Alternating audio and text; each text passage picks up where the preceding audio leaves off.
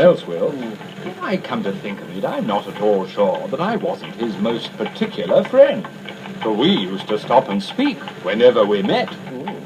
Scrooge knew the men and looked towards the spirit for an explanation.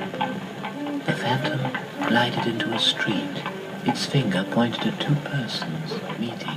How are you? Hi-yo! Well, old Scratcher's got his own at last, eh? Yes, I'm told. Cold, isn't it? Season of all for Christmas. Yeah. You're not a skater, I suppose? No. Oh, well. Good morning! Good morning. Spirit, I see. Merciful heaven, what is this? He recoiled in terror, for the scene had changed, and now he almost touched a bed, a bare, uncurtained bed, on which beneath a ragged sheet there lay a something covered up which, though it was dumb, announced itself in awful language. Scrooge glanced towards the phantom. Its steady hand pointed towards the head. The cover was so carelessly adjusted that the slightest raising of it, the motion of a finger on Scrooge's part, would have disclosed the face. Spirit, this is a fearful place.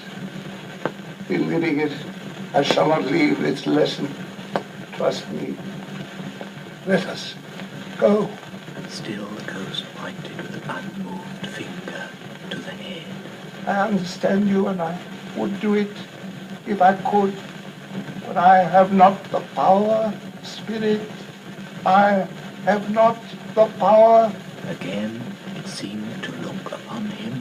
Spirit, I beseech you, let me see some tenderness connected with the dead, for this dark chamber will be forever present to me. The phantom spread its dark robe before him for a moment like a wing. Withdrawing it revealed a room in poor Bob Cratchit's house. My little child. Don't mind it, Father. Don't be grieved. Sunday. You went today then, Robert? Yes, my dear. I wish you could have gone.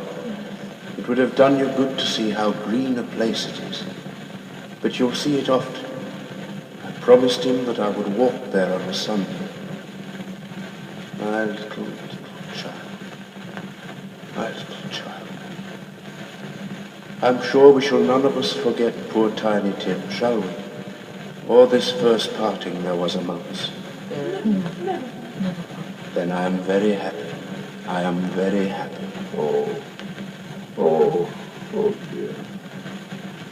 Spectre, something informs me that our parting moment is at hand. I know it, but I know not how.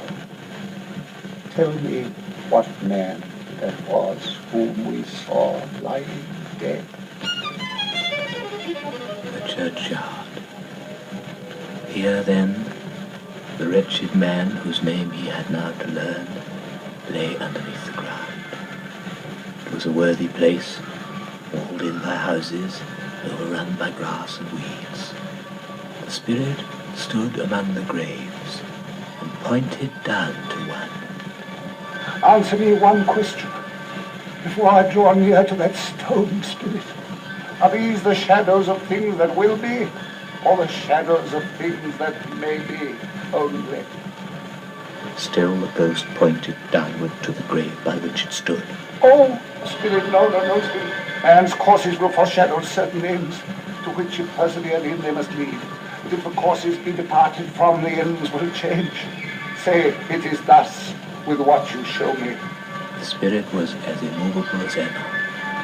Scrooge crept towards it, trembling as he went, and following the finger read upon the stone of the neglected grave, Ebenezer Scrooge! No, Spirit, oh no, Spirit, hear me. I'm not the man I was. I'll not be the man I have been. Why, show me this, if I am past all hope. Good Spirit, your nature intercedes for me and pities me. I will honor Christmas in my heart. I'll try to keep it all the year. I'll live in the past and the present and the future. Oh, tell me that I may sponge away the writing on this stone. In his agony, he caught the spectral hand that sought to free itself, but he was found. His entreaty and detained it, but the spirit stronger repulsed him. Then, holding up his hands in a last prayer to have his fate reversed, he saw an alteration in the phantom's head and dress. It shrunk, collapsed, and dwindled down into a bedpost. Yes, the bedpost was his own. The bed was his own. The room was his own. I'm at home. Best and happiest of all, the time before him was his own to make amends. Oh, Jacob Marley, heaven and Christmas, time be praised for this. I say it on my knees, oh Jacob, on my knees. Here, I only hear the shadows of the things that would have been may be dispelled. They will be. I know they will.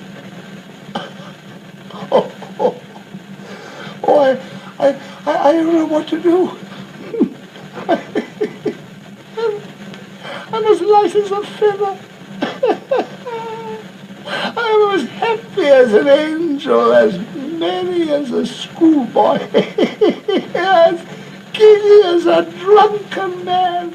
A merry Christmas to everybody. A happy New Year to all the world.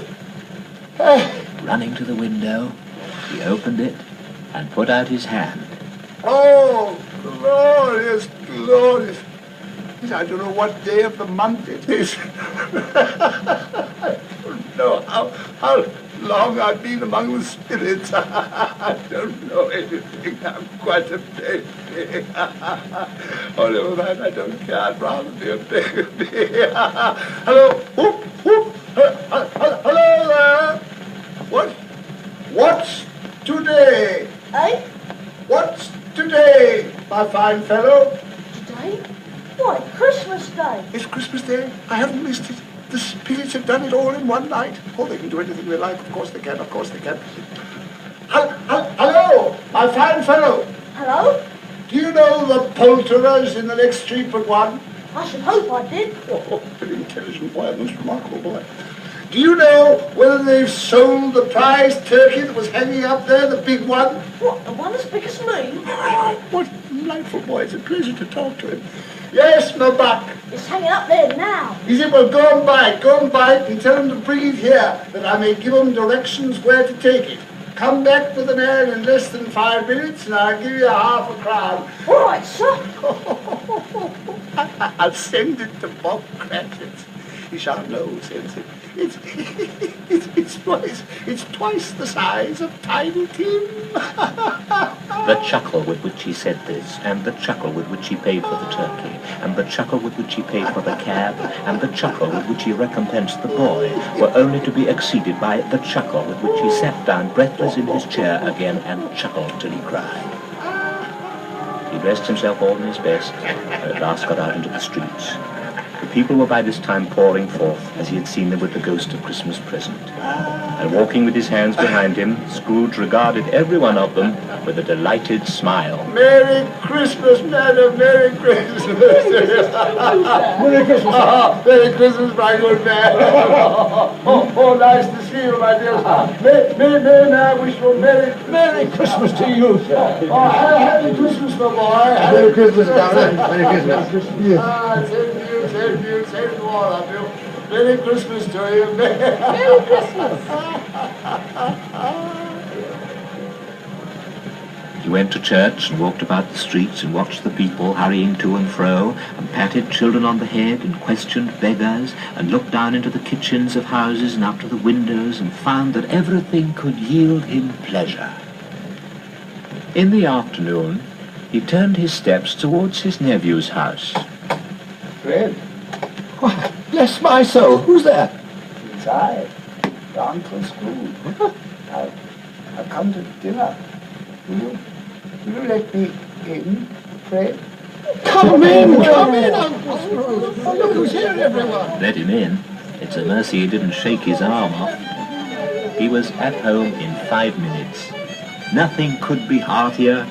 Wonderful party, wonderful games, wonderful unanimity, wonderful happiness.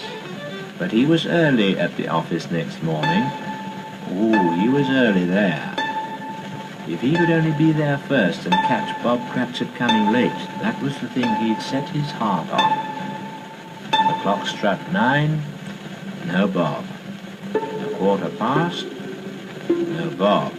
He was full 18 minutes and a half behind his time. Hello. What do you mean by coming here at this time of the day? I'm sorry, sir. I am behind my time. You are. Yes, I think you are. Step this way, sir, if you please. It's only once a year, sir. I was making rather merry yesterday, sir. Now, I'll tell you what, my friend, I'm not going to stand this sort of thing any longer. I'm sorry, sir.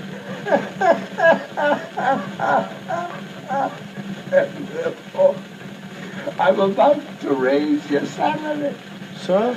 How merry a Christmas, Bob, my good fellow, than I've given you for many a year.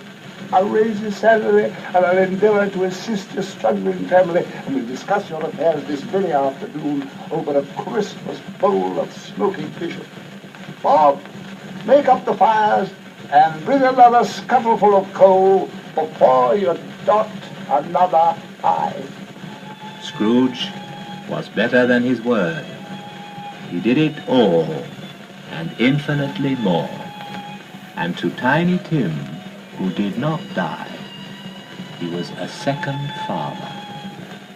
He became as good a friend, as good a master, and as good a man as the good old city knew, or any other good old city, town, or borough in the good old world.